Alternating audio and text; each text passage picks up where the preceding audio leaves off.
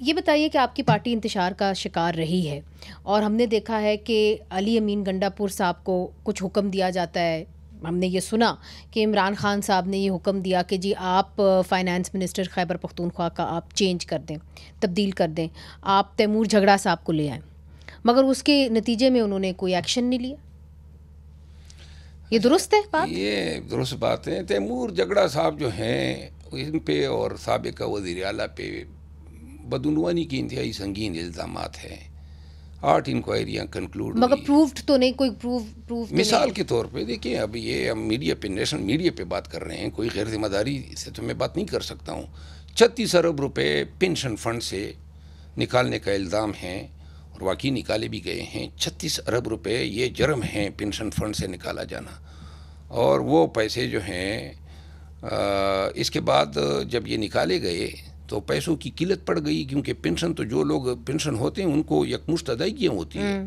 تو پھر اس کے لیے طریقہ یہ نکالا گیا کہ 2 سال عمر بڑھا دی گئی, 62 سال عمر کر دی گئی, تاکہ اس دوران جو لوگ ریٹائر وہ ان کو پیسے نہ دینے پڑے.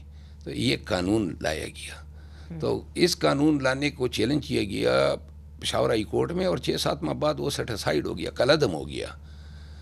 جب نگران آ گئے تو نگرانوں کے پاس تو یہ پیسے دینے کی واپس شفٹنگ کی کوئی حق ہی نہیں, یہ اختیار ہی نہیں تھا, اور نہ ان کے پاس پیسے تھے. پھر خالی خزانہ ملا موجودہ پی ٹی آئی کی حکومت کو, تو ساتھ میں یہ 7-8 فائلیں بھی آ گئی کہ جناب یہ 36 ارب روپے کا فنڈ نکالا جانا. 40 ارب روپے بھرنے پڑے موجودہ علی امین خان کی حکومت کو پینشن فنڈ میں. پھر ایک جدی پشتی نواب تھا, اس کا ایک بڑا بنگلہ تھا 5 کنال کا, حیات آباد میں بیچا, اور یہی جن کا نام لے رہے ہیں انہی حضرت نے خرید لیا. پہلے نہیں تھا. پھر میں آپ کو ایک مثال دوں. مگر دیکھیے یہ سارے ایلیگیشنز ہیں. ایک ایلیگیشن تو نہیں ہے نا, ایلیگیشنز ہیں, ابھی تو یہ پروف تو نہیں ہوا نا. اور میرا خیال ہے کہ کوئی انکوائری کی بھی بات نہیں کی گئی. کوئی چیلنج کر دے نا ان ایلیگیشنز کو. اگر میں ایلیگیشنز تو آپ کسی کے اوپر بھی لگا سکتے ہیں, مگر بات یہ ہے کہ یہ پھر ڈیفیمیشن کے زمرے میں بھی آ جاتا ہے. آپ یہ بتائیں کہ اچھا سوال ہے. اگر ڈیفیمیشن کے زمرے میں تب آتا ہے جب جھوٹ ہو.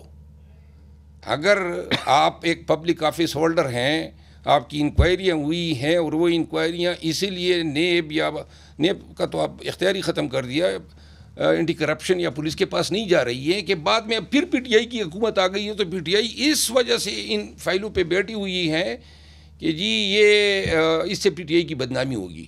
تو بدنامی کے پیچھے آپ نے جو کرپشن کا ایک لہرایا ہوا تھا جھنڈا, اس کو آپ نے نیچے رکھا, اور نہیں آپ تو نے دیکھیں نا, آپ پھر انکوائری کر دیتے. تو جب بھی یہ محمود خان یا بزدار, یعنی کب تک آپ یہ کہیں گے کہ جناب علی خان کا فیصلہ تھا تو کچھ نہیں کہنا ہے. یہ دوبارہ ایسی غلطیوں کا ارتکاب. اب آپ